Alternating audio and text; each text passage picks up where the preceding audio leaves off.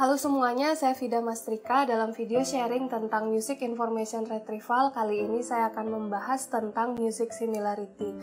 Pada video kali ini saya akan membahas bagaimana caranya kita menganggap musik satu dan musik yang lainnya itu mirip. Sebelumnya saya sudah membahas tentang music perception. Jadi music perception itu ada 4 bagian ya.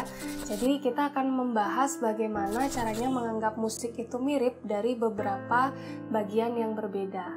Ayo kita langsung lanjut ke materi kali ini.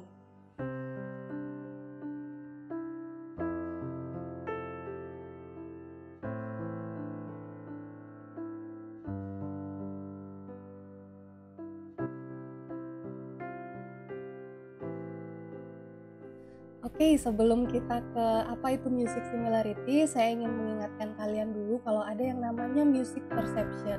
Music perception ini adalah persepsi kita tentang musik yang kita dengarkan, dan ini bisa berupa beberapa sisi ya. Music content, music context, user properties, dan user context. Nah, dalam similarity kita juga mengenal music perception ini karena persepsi musiklah yang bisa membantu kita untuk menentukan apakah musik tersebut mirip, sama, atau tidak ya. Dalam penelitian Music Information Retrieval saat ini, untuk menentukan musik itu mirip atau sama, itu kita bisa menggunakan hanya salah satu dari music perception ini. Contohnya hanya music content saja atau music context saja. Atau bisa juga menggunakan kombinasi dari semua music perception ini atau hanya sebagian saja ya. Oke, kita lanjut ke apa yang dimaksud dengan music similarity.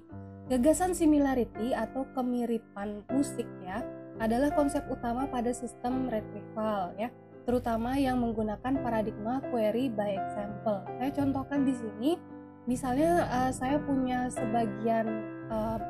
satu bagian dari file musik yang ingin saya cari tahu musik ini adalah musik apa, judulnya dan artisnya. Jadi example atau sampel yang saya punya itu saya akan cari dan bandingkan kemiripannya dengan semua lagu yang ada di database saya. Ya, jadi ada perbandingan kesamaan atau pengukuran jarak atau pengukuran similarity antara sampel yang saya punya dengan apa yang saya punya di database saya. Nah, itu adalah konsep dari Music Information Retrieval. Nah, saat mencari relevansi sebuah dokumen yang di sini berupa musik itu terhadap sebuah query-nya adalah query by example atau sampel yang tadi yang saya punya, itu perlu dihitung skor similarity atau distance-nya. Nah, apa bedanya similarity dan distance? Similarity ini adalah kemiripan, sedangkan distance ini adalah jarak. Semakin besar skor similarity antara item sampel kita dan apa yang ada di database, berarti itu itemnya dianggap semakin mirip ya. Semakin tinggi nilai similarity berarti itemnya semakin mirip. Sedangkan kalau semakin tinggi nilai distance-nya, berarti distance atau jaraknya semakin jauh, berarti similarity-nya semakin kecil ya. Nah, berarti item tersebut dianggap tidak mirip atau tidak sama. Itu dia bedanya. Kalau similarity semakin tinggi berarti semakin mirip, distance semakin tinggi semakin tidak mirip ya. Oke, selanjutnya, nah perhitungan dan definisi dari similarity ini tergantung pada skenario retrieval dan informasi penggunanya ya. Pada cover song retrieval kemungkinan skenario yang digunakan adalah melodic similarity, dan ini berasal dari music content. Dan kalau misalnya kita memakai fitur lain, misalnya fitur yang berasal dari bukan music content, bisa music context atau user context atau user property, tentunya perlu adanya skenario yang berbeda untuk menentukan bagaimana kemiripan musik tersebut. Kalau misalnya di sini ada melodic similarity kan bisa berupa angka ya. Berupa angka kita bisa hitung Euclidean distance-nya atau jaraknya, dan kita bisa kalkulasikan angka tersebut dari sampel dan query-nya dan dari apa yang kita punya di database, apakah jaraknya dekat atau jaraknya jauh. Nah, bagaimana dengan kasus lain yang dengan data lain yang tidak berupa angka ya?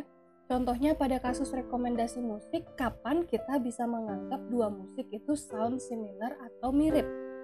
Pada kasus rekomendasi musik, karena di sini targetnya adalah user atau pendengar yang manusia gitu ya, kita sebagai manusia punya persepsi yang berbeda untuk menentukan apakah musik tersebut mirip atau tidak.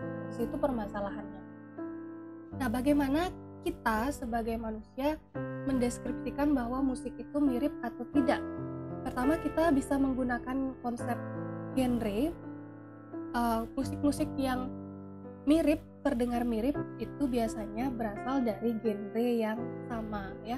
Misalnya kita bisa bilang, oh ini terdengar seperti musik atau musik country ya. Contoh yang lain adalah dengan instrumentasi. Kita bisa menyatakan bahwa musik 1 dan musik 2 itu mirip kalau misalnya musik 1 dan musik 2 memakai instrumen yang sama, misalnya hanya menggunakan gitar dan drum saja. Yang ketiga, kita bisa menyatakan musik itu mirip dari karakteristik penyanyinya, apakah sama-sama wanita atau sama-sama pria.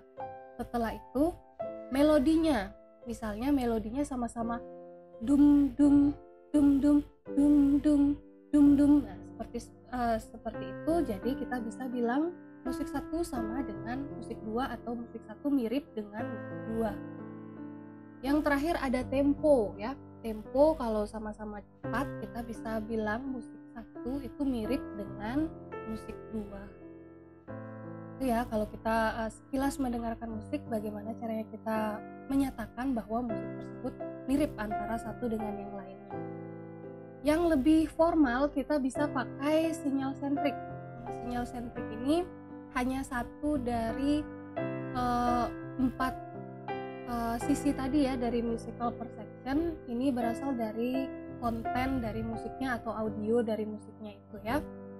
Namun bahkan jika kita mampu mengukur semua aspek akustik pada musik, jika kita memang mampu mengekstrak semua fitur yang ada pada sinyal audio tersebut, itu saja masih akan gagal memahami berbagai fenomena kemiripan yang kita rasakan sebagai pendengar ya. Jadi pertanyaan dan pencarian kemiripan musik sebenarnya tidak hanya berkaitan dengan properti akustik dari musiknya saja. Preferensi pribadi pengguna dalam hubungannya dengan konteks budaya membuat properti musik saja menjadi tidak valid. Tapi dalam penelitian itu masih bisa ya, kita hanya menggunakan sinyal sentrik saja. Walaupun nanti kalau kalian melakukan penelitian tersebut dan akhirnya mendengarkan musik-musik yang diklasifikasikan mirip oleh sistem kalian, itu mungkin ada yang terdengar sama sekali tidak mirip, tapi fitur-fiturnya yang memang diekstrak dari sinyal audio itu memang mirip. Nah, itu masalahnya. Jadi ada pengaruh konteks user dalam penentuan similarity dan preferensi. Oke, untuk membantu kalian mengerti bagaimana kita bisa membedakan musik ya, atau mengelompokkan musik dalam kelompok yang sama, selain genre tadi, ini ada 3 cara berbeda dari coding. Coding itu adalah, yang dimaksud di sini adalah cara spesifik musik itu dapat membawa makna emosionalnya. Yang pertama adalah iconic coding. Ini berhubungan dengan similaritas formal antara sinyal sentrik yang kita bahas tadi ya. Yang kedua ada intrinsic coding, adalah hubungan sintaksis antara musik. Adanya kemiripan lirik atau kemiripan sintaks yang digunakan pada musik itu bisa dianggap musiknya mirip juga. Nah, ini dari sisi apa yang diucapkan oleh penyanyinya atau bagaimana liriknya ya. Yang ketiga adalah associative coding, adalah konotasi antara musik dan event atau objek lainnya. Contohnya, kita bisa mengelompokkan lagu-lagu itu berdasarkan event, kapan lagu tersebut sering diputar ya, atau sering dinyalakan. Misalnya ada lagu perjuangan, kita kelompokkan lagu tersebut karena lagu tersebut sering dinyalakan saat dekat-dekat hari kemerdekaan, misalnya seperti itu. Jadi walaupun ada yang genrenya berbeda dari lagu perjuangan tersebut, walaupun fiturnya tidak semuanya mirip, tapi kita bisa mengelompokkan musik-musik tersebut berdasarkan satu kelompok asosiatif, berdasarkan associative coding ya, karena ada hubungan antara musik dan event tertentu. Oke, bagaimana tentang materi music similarity kali ini? Semoga bisa menarik minat kalian untuk belajar lebih lanjut tentang music similarity. Untuk video selanjutnya, saya akan membahas tentang genre classification. Nah, musik itu bisa dianggap mirip berdasarkan genre tertentu ya. Tentunya untuk genre similarity kita akan perlu fitur-fitur dari audio. Nah, bagaimana apa yang kita perlukan untuk genre similarity? Mari kita langsung belajar di video selanjutnya.